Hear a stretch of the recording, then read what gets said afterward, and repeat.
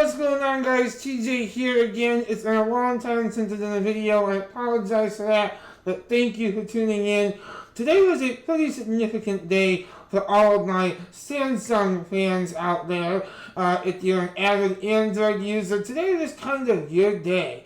I have quite a few friends that are fans of the Note line of devices, and today is interesting because whenever a new Note is announced, obviously, usually once a year with Samsung, it's usually assumed that it's a huge deal and it's always happy. But, and like I'm saying that because I know with iPhone releases, there's always people hating on the new iPhones. But it's odd. I've seen a lot of that same behavior towards this new Note 10 from the Android fans and longtime Samsung fans alike. There seems to be a lot of controversy over this new Note 10 and Note 10 Plus. Some of this might be because they are now even further fragmenting these two phones. There's going to be a Note 10 and then a larger Note 10 Plus.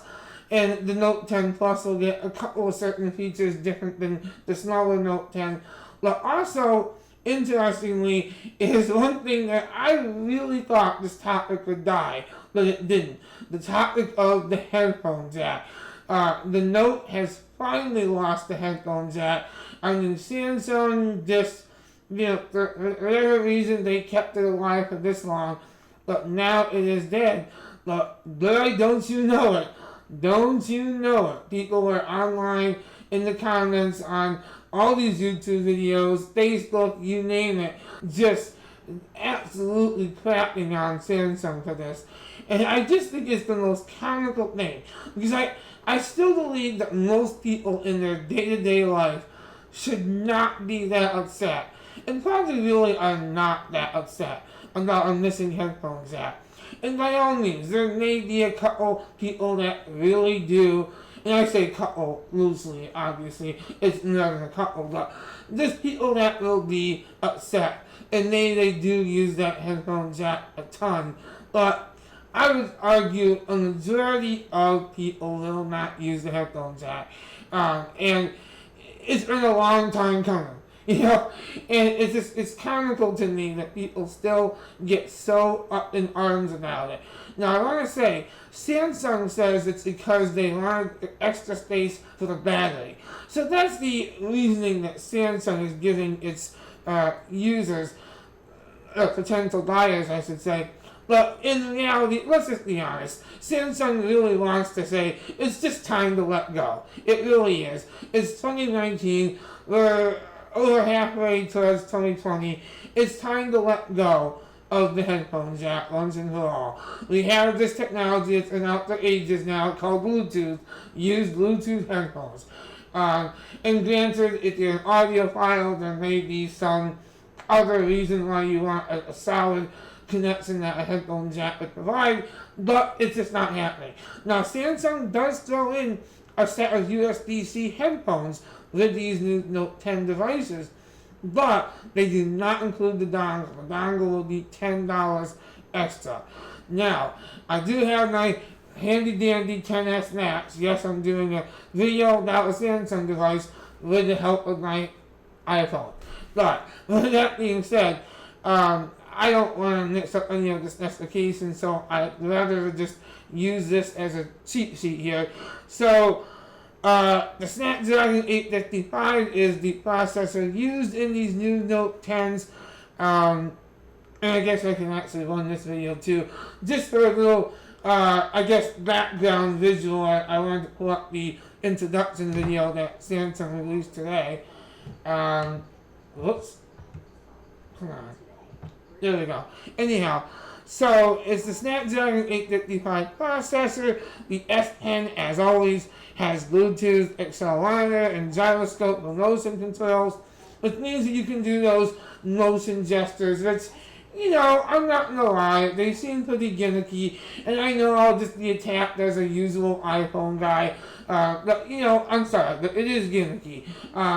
The motion controls, I can't see people using all the time. The S Pen itself, I wouldn't call it gimmick. That can be incredibly useful if you have a purpose for it. If you're using this phone in a business environment especially, that is very useful. But some of these features I just think are gimmicky. Anyhow, so it's a dynamic AMOLED display with tone mapping, basically meaning that it's going to be a super sharp, super crisp AMOLED display, which is nothing new. Samsung is known as the cream of the crop for their OLED panels, so that's no surprise there. A wide-angle camera, 16 megapixels. The main camera is 12 megapixels. There's a telephoto camera that's 12 megapixels. So it's a multi-camera arrangement here. Selfie camera, which is at 10 megapixels, not bad either. It has LTE, obviously lifetime Bluetooth. And the big thing here, folks, in-screen fingerprint reader. That is something that we probably, if at all, we may not see until maybe next year or 2021 from Apple on these iPhones. And Samsung is saying, no, we're doing it now. So that's really cool. I will say, as an iPhone guy, I'll be honest, call me a sheep if you want, but I'm an avid iPhone guy. I tried to change to Android over the years. I spent plenty of money. God only knows I spent enough money trying to convince myself I could change to Android, but I couldn't. But anyhow, with that all being said, I'm just not an Android guy for myself, but I will say I'm envious of that in-screen fingerprint reader on these new Note 10s. Very cool. Now, let's get down to some of the controversies. Besides the main one being the lack of a headphone jack, some people are also upset about the fact that only the larger Note 10 Plus will have expandable storage. That's kind of interesting. So the smaller Note 10, do take note, it does not include expandable storage.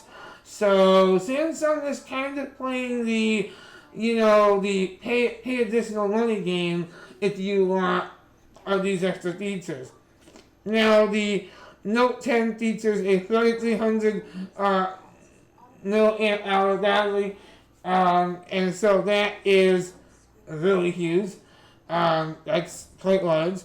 It also features the VGA depth of field camera, which appears to be exclusive to the Note 10 Plus as well. So, a couple of discrepancies between those two models. Oh, and a big one also being that the Note 10 Plus is 1330p, while the Note 10 is just 1080p. So, another difference there in terms of quality. So you're still going to, in terms of display quality, excuse me. So you're still going to want to keep that in mind if you are debating to screen.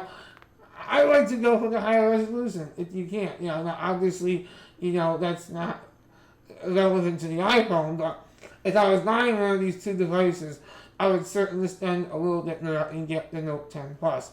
I feel like that's where Samsung is going with this. But you might not. There's also, the Note 10 has a 6.3 inch display, while the Note 10 Plus is 6.8 inch. So, there are some differences. Another difference is in included storage.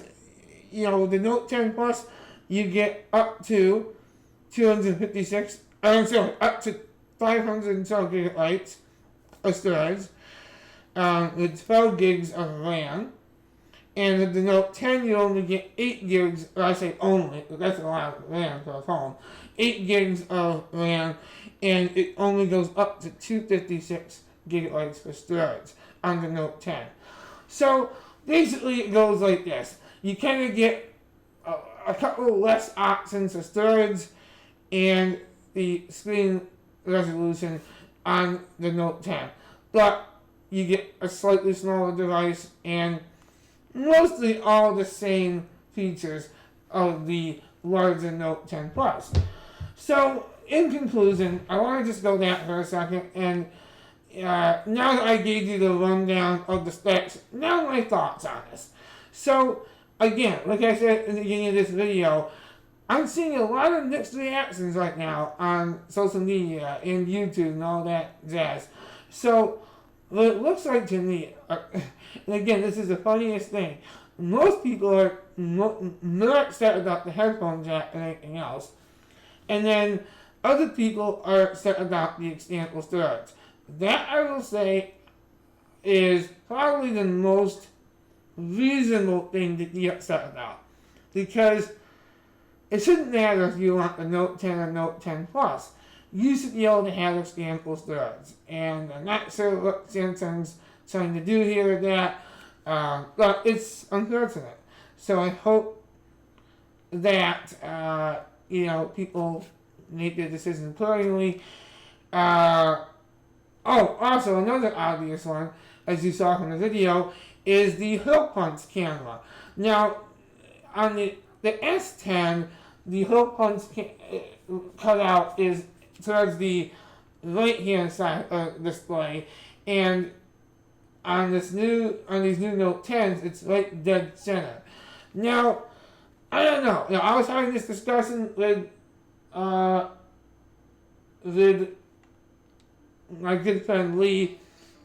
He hopefully will be in a video with me sometime eventually.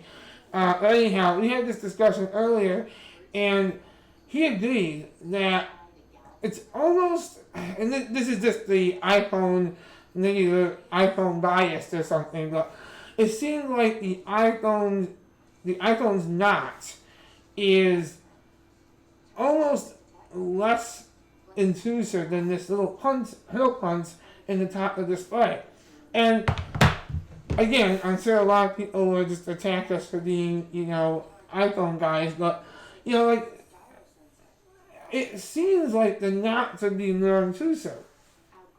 But yet, it's probably not, because when you're watching video on a display like the Note 10, being as large as it is, or let's say the Note 10 Plus, you're going to see that little hill punch still.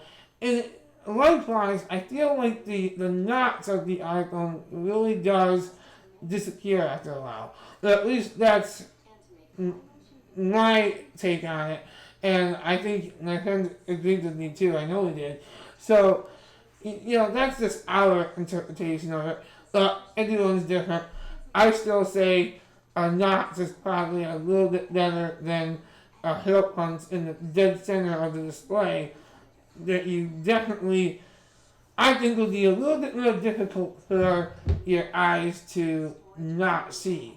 After a while, I feel like your brain gets used to seeing that knot on the iPhone, and it becomes a non-issue. At least in my case it has, and I know other people have said the same thing. But with that hill punch, maybe it's the same concept and I just can't see it, but I would see that being more distracting, seeing a circular hill in the top of the display. But that's just me. So with that being said, those are my main concerns. Pricing is good, I would say. It's fair. The Note 10 Plus, I believe, starts at $10.99. So I'm assuming, I didn't look this up officially, but I'm assuming the Note 10 starts below that at probably $1,000, let's guess. Which is, about the same as the XS Max, and if you're on the iPhone side of things. And, I really do believe this, that we have, this is a really cool next step for the Note devices.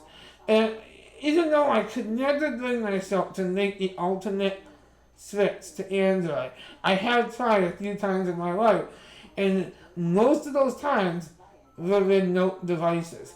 And I have to say, again, even though I couldn't do it with Android, I just couldn't get past the Android UI, the overall feel of it. It just doesn't feel like an iPhone feels. And I'm just, I feel like iOS is ingrained in my DNA. I've been using it since day one, 2007. Anyhow, though, I feel like with these phones, they do grow on you. I mean, in some ways, I wish I had so much financial stability, or I guess financial wealth, that I could just have both of these amazing phones, but I can't. I'm not Bill Gates or Steve Wozniak or whatever, you know, so I can't do that.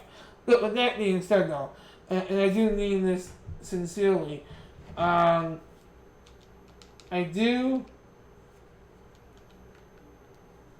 hope that everyone enjoyed this video, and I hope that you found it useful. As long as you did, I'm very happy. And like I said, stay tuned because I'm curious to see how this Note 10 launch plays out.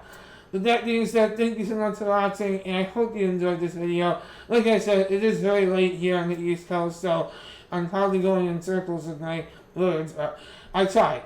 With that being said, thank you for watching, and I'll see you in my next video. Peace out for now. If you enjoyed my content, please hit that subscribe button below.